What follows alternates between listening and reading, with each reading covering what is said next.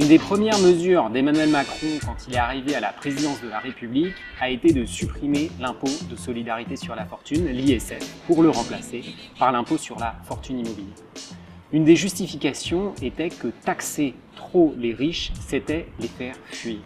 Mais qu'en est-il vraiment ? Cette question est revenue sur le devant de la scène avec la proposition de l'économiste Gabriel Zucman d'instaurer une taxe qui toucherait les plus hauts patrimoines, en l'occurrence ceux qui disposent de plus de 100 millions d'euros, avec un impôt plancher de 2%. L'idée est de s'assurer que ces patrimoines payent effectivement au moins 2% en impôts de ce qu'ils possèdent. La question qui se pose et la critique qui est faite à cette proposition est de dire qu'elle risque de faire fuir les plus hauts revenus. Hélas, les gens partent parce que désormais, il y a une espèce de, de nomadisme fiscal. Plusieurs études ont été menées sur le sujet et qui montrent qu'effectivement, il existe un effet départ quand on met en place ce type d'impôt et un effet retour quand on le supprime. Mais ce que toutes ces études montrent, c'est que ces effets sont extrêmement marginaux. Il y a peu de contribuables qui partent et il y a assez peu de contribuables qui reviennent. La dernière étude en date est celle du CAE, du Conseil d'analyse économique, et a été publiée en juillet 2025. Elle montre que pour 1 point d'augmentation de la taxation des plus hauts patrimoines, on a un départ qui se situe entre 0,003% et 0,03% d'entre eux. Autrement dit, c'est extrêmement marginal.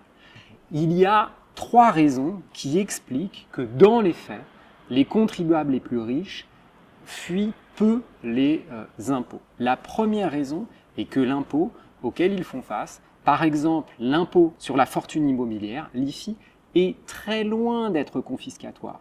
Pour prendre un exemple, quelqu'un qui aurait une résidence principale valant 2 millions d'euros aurait à faire face à un IFI de l'ordre de 250 euros par mois. Donc on est très loin d'une imposition qui serait de nature confiscatoire.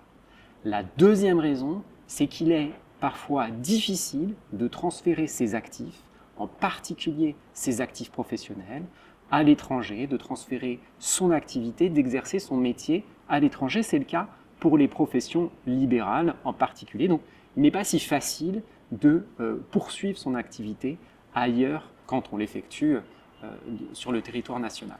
Enfin, la troisième raison, c'est que si la taxation est un des déterminants de la localisation des individus, fort heureusement, ce n'est pas le seul. Il existe des raisons extra-économiques au fait qu'on habite à tel ou tel endroit. Il ne s'agit pas pour autant de nier que des contribuables peuvent fuir l'impôt. François Bayrou nous dit « Hélas, des contribuables risqueraient de fuir », comme si il n'était pas possible de faire quelque chose pour les en empêcher.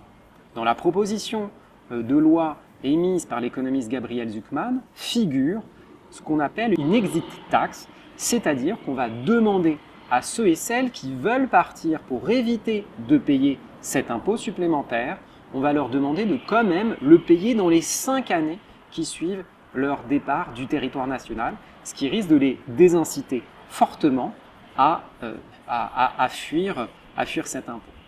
Par ailleurs, il faut rappeler que cet impôt, dans les prévisions qui sont actuellement émises, rapporterait entre 15 et 20 milliards d'euros au budget de l'État, ce qui est loin d'être négligeable, sans compter que cette taxe Zucman, comme on l'appelle, introduirait sans doute davantage de justice fiscale dans notre pays, puisque les 0,1% des patrimoines les plus fortunés sont de moins en moins imposés à mesure qu'ils progressent dans la hiérarchie des patrimoines. Ils font face à des taux d'imposition qui sont inférieurs aux plus pauvres, c'est-à-dire que la part de leurs revenus consacrés aux impôts est plus faible que les plus pauvres de nos concitoyens, ce qui est particulièrement regrettable. Et enfin, la dernière raison qui pousserait à taxer davantage les plus hauts patrimoines, ce serait de rappeler qu'on ne devient jamais riche tout seul par sa simple force de travail, indépendamment du contexte, indépendamment du pays dans lequel on est, indépendamment de ses infrastructures, de son système social et de ses services publics. qu'il faut effectivement financer pour qu'on puisse s'enrichir.